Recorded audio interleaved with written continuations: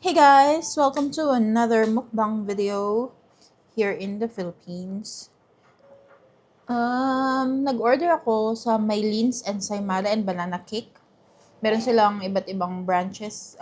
Umorder ako sa Mandaluyong branch sa Pioneer Center.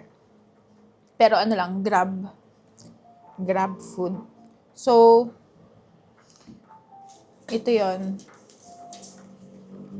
Cheese Lover Sampler Box, which includes cheese rolls, cheese cupcakes, and cheese ensaymada. Tsaka, brazo cup cupcake. Brazo cupcake, yeah. Touching brazo. Yan. Yun lang naman. Total of 645. Medyo pricey siya.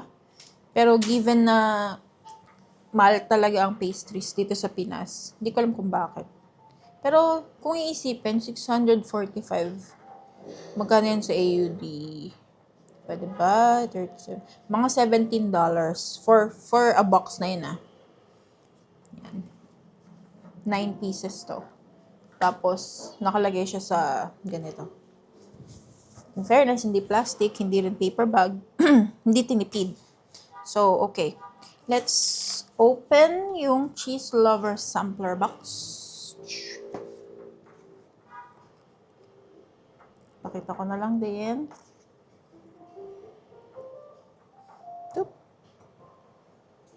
Okay. Ano to? Ba't ang daming ito? May maliit na ganyan. Tapos, shocks. Ganyan. Gusto kong i-reuse itong box for charcuterie stuff. Yan. Tapos, ito siya. 4 na cheese rolls, 2 ensaymada at 3 cupcakes. Tapos, ito. Isang brazo de Mercedes cup. Yan, ito yung prices niya. So, yung sampler box ay 550 at yung brazo cupcake ay 95. Yan. Okay. So, kwento ko lang din kung bakit ako nag-crave. Actually, never pa akong nakatry ng cheese rolls. Naririnig ko lang siya sa Mary Grace na, masarap yung cheese rolls doon. Pang mayaman, pang tita and stuff. Pero, kasi, may pinanood kaming movie nung friend ko na si Louie. Nanood kami ng Anne Mary. MMFF siya. Tapos yung character doon, main character, si Angelica Panganiban. Siya si Celine. At meron siyang, kita ba? Okay na yan. Meron siyang bake shop na ang specialty ay cheese rolls. Ito. So hanggang, napanood ko siya nung isang araw. Pero, yun. Makes me curious kung anong lasa nito. Ayun. Open natin. Nagugutom na ako. Yan. Consume by January 4, 2026. So, today is January 30. Ilang araw yun? 5 days? Tama ba? Okay. Yeah. So, depende kung masarapan ako dito, pwede akong bumili ulit. May discount yata pag pick up instead na delivery. Around 25% off. Okay, let's see what's inside. Ganito kasi yung mga food na naku-curious ako sa mga SOCMED. Tapos di ko siya makain pag nasa Australia. Tapos wala lang, FOMO. Yan. Let's see what's so special about this food. Yan. Ang nakita ko lang sa mga reviews dito sa shop na to, lasang Mary Grace daw, pero hindi kasing mahal. Yan. Let's try.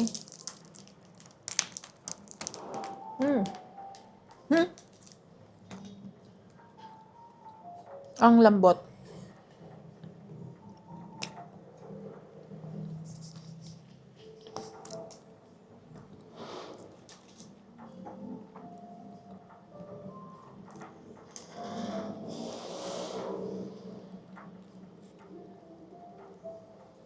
Very smooth.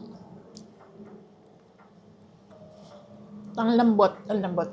Yung taas niya parang, ano ba yan? Mantikilya na may sugar. Tapos merong cheese sa gitna. Parang siyang mamon. Parang siyang cross between mamon and ensaymada. Alam mo yung ensaymada na, yung toppings ng ensaymada. Ganun. Okay lang.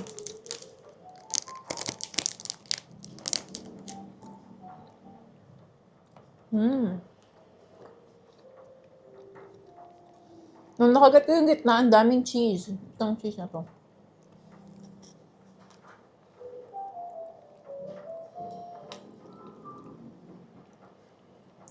Harap.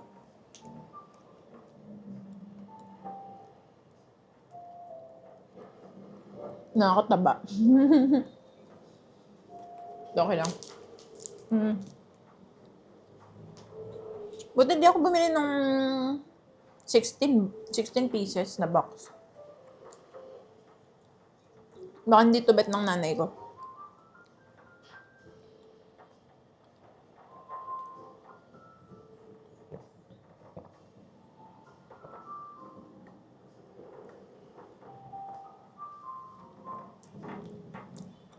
Pero I can imagine ganito yung lasa ng Mary Grace cheese rolls. Kasi nakakain ako doon ng ensaymada. Medyo ganito yung texture.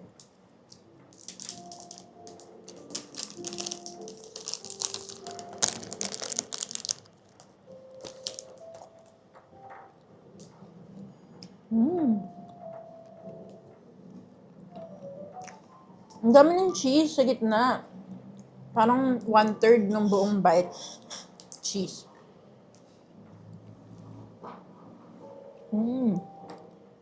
Ito pala yung cheese rolls. Harap.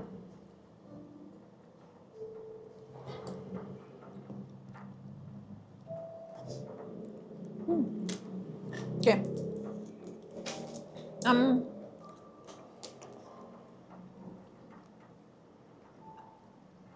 Gusto ko lang din i-discuss yung review ko about Anne Mary. Kasi nung nakita ko yung MMFF lineup, pang wala akong bet. Tapos, napanood ko yung mga interviews nila Vice, ni Angelica, sa ang walang kwentang podcast. At medyo na-intrigue ako dito sa Anne Mary. Tapos, nung lumabas na yung polls, yung reviews ng mga critics, ito yung pinakamataas, Anne Mary. Tapos, nung nilabas na yung winners ng MMFF, nanalo ng Best Screenplay and Best Director. Pero hindi siya yung nanalo na Best Picture. Ang nanalo is yung Imperfect. Pero yun, very intrigued ako dito sa umpisa pa lang. So, ang kwento nitong Anne Mary, nagre-revolve siya around two couples. Sila Tom Rodriguez and Angelica Panganiban. Tapos yung isa, si Solan Yusuf, tsaka si Zanjo Marudo. So, pareho silang undergoing annulment. So, ang pinaka-nagstuan ko dito sa movie na to, ano siya, parang its goal is not just to entertain, but to educate. Kasi meron siyang, parang, si Eugene Domingo, siya yung, annulment lawyer. Actually, hindi lang annulment yung cases niya, pero, yun, siya yung lawyer. Tapos, every step, meron siyang parang pa-intro. Na, okay, first step, ganyan. Mag-apply ka ng case, tapos pupunta kayo sa korte, tapos, kailangan nyo ng witness, kailangan nyo ng papel-papel na pipirmahan, ganyan. Parang, i-walk through ka niya in case na mag-undergo ka dun. Parang, wala lang, parang nakaka-validate na ano, sinasabi niya kasi, oh, di ba, hirap, nakakapagod, bla bla bla. Yun, mahirap siya kasi, hindi ko alam kung dun sa podcast ko to narinig, pero ang pagkakaiba between annulment and divorce, annulment, ipapalabas na the marriage never happened in the first place. While yung divorce, ina-acknowledge niya na nangyari siya, pero separate na. So, yung annulment, dapat may grounds yan na valid to prove na hindi nga siya talaga hindi talaga siya valid from the beginning. Like, for example, yung mental capacity, something, yan, and both parties must agree. So, ayun. Yung kwento spoilers. Sorry. But, yeah, I'll spoil. Si Angelica, meron siyang bake shop nga na ang binibenta ay cheese rolls. Tapos, nanggaling siya sa mahirap na pamilya, while si Tom Rodriguez, siya yung may pera. Tapos siya yung nagpondo sa bake shop ni Angelica. Tapos may isa silang anak. So, ang gusto ni Tom Rodriguez, kanya yung business. Kasi, siya nga naman yung nagpondo. Parang, pinadala niya sa ibang bansa si Angelica para mag-aral ng baking. Parang, as in, lahat siya ang Tapos,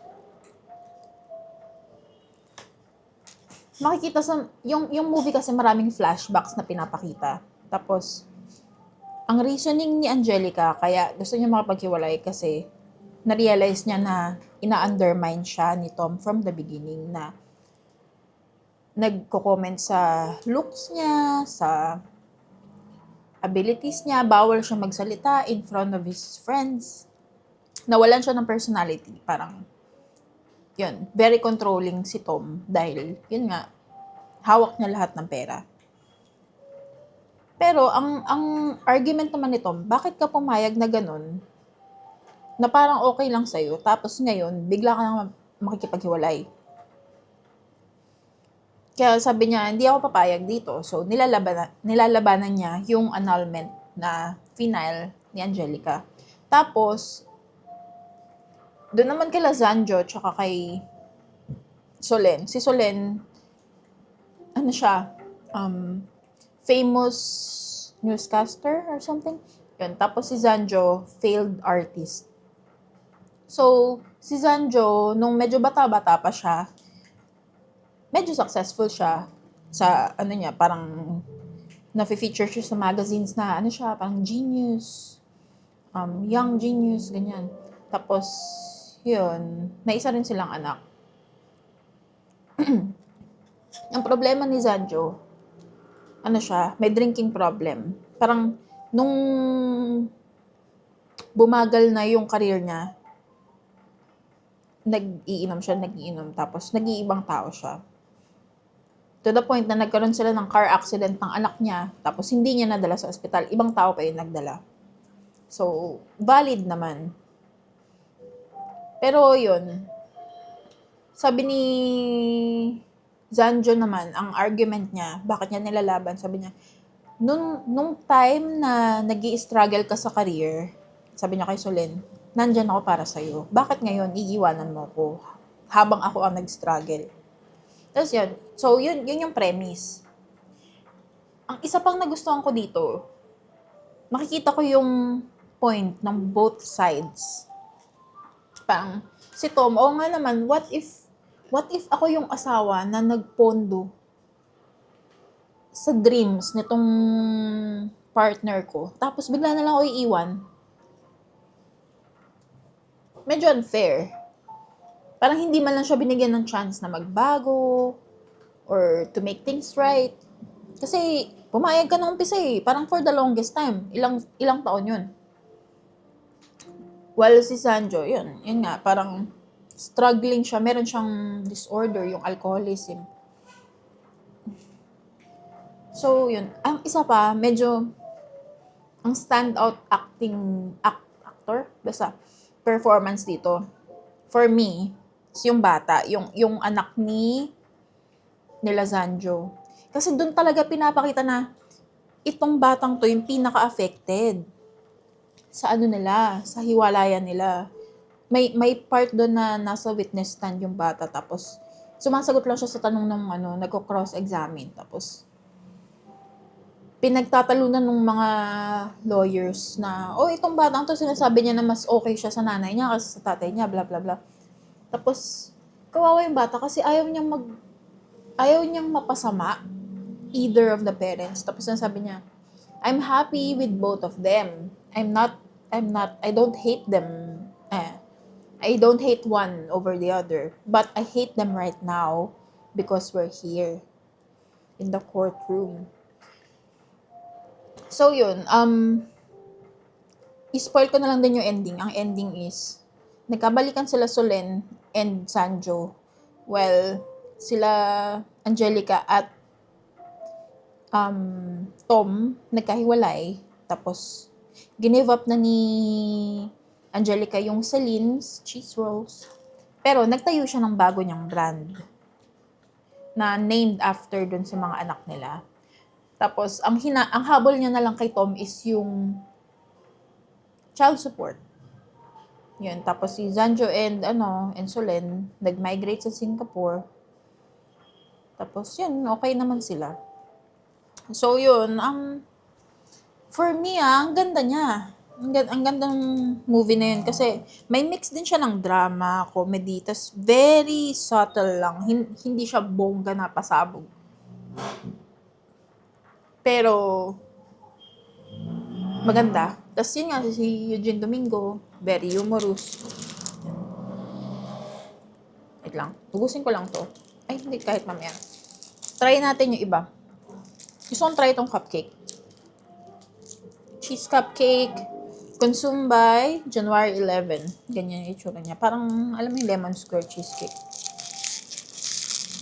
Ayoko lang kasi masyado na mapahaba dahil yung DJI Osmo nga, kinakat niya yung videos kapag masyadong lumalaki yung file. Tapos ayoko nang mag-edit. Gusto ko na lang siyang i-upload diretso sa YouTube. So, I'll try to make it like 22 minutes. Yan, guys. Let's see. May nakita akong review, sabi parang macaron daw. So, naging macaron yung cheesecake. Crunchy ba to? Yan. Ooh. Ayan siya. Kita nyo ba yung layers? Cheese sa taas. Okay. Take a bite.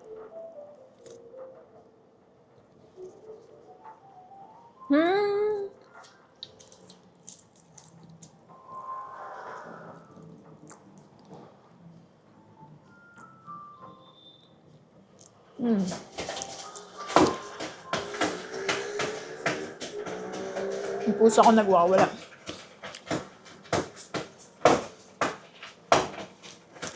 Very dense.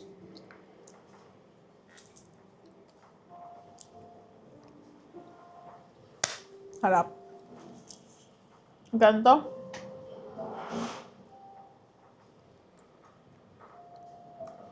So, pag bumili ka ng cheesecake, ano to? 76 pesos for 2 pieces. So, 38. Samantalang ito, yung cheese roll ay 72 per piece. They're both good, guys. Ito, ensaymada.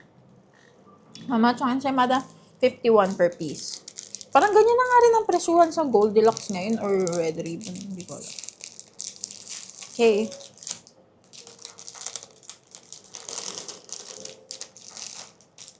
So, I'm expecting this to taste like Mary Grace. Kasi sabi sa reviews. And my last bake shop. Okay, let's try.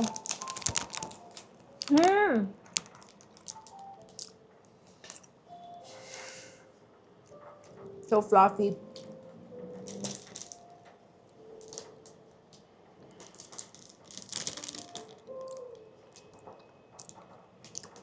Nasang Mary Grace. For 51 pesos, guys. Very, very good. Okay. Mamaya na yan kasi naubusan tayong oras. Dami kong dada sa Ann Mary. This is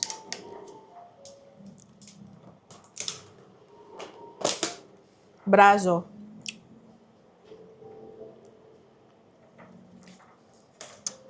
Kuha tayo ng kutsara.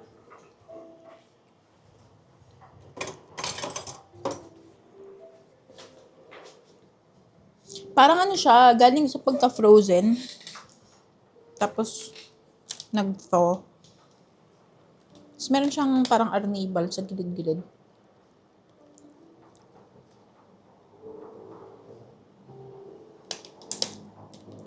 Brazo cups.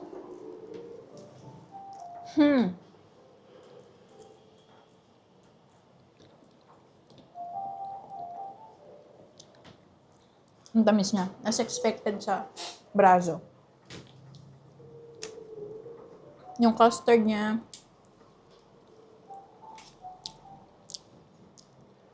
for 95 pesos, it's good, but I think I'd prefer buying from Goldilocks or Red Ribbon kasi meron naman sila doon. So, I would say, cheese rolls, mga 9 out of 10. Sarap. For the price, this one, medyo maliit yung cupcake. 9 out of 10. Ensaymada, for 51 pesos. Value for money. 8 out of 10. Ito lang Brazo yung medyo pricey kasi siya, 95. Mga 7 out of 10. Pero overall, yum. Yum, yum, yum, yum. Mylene Ensaymada. And, yun. Mylene Ensaymada and banana cake. Very, very nice. Thank you. Thank you guys for watching. See ya!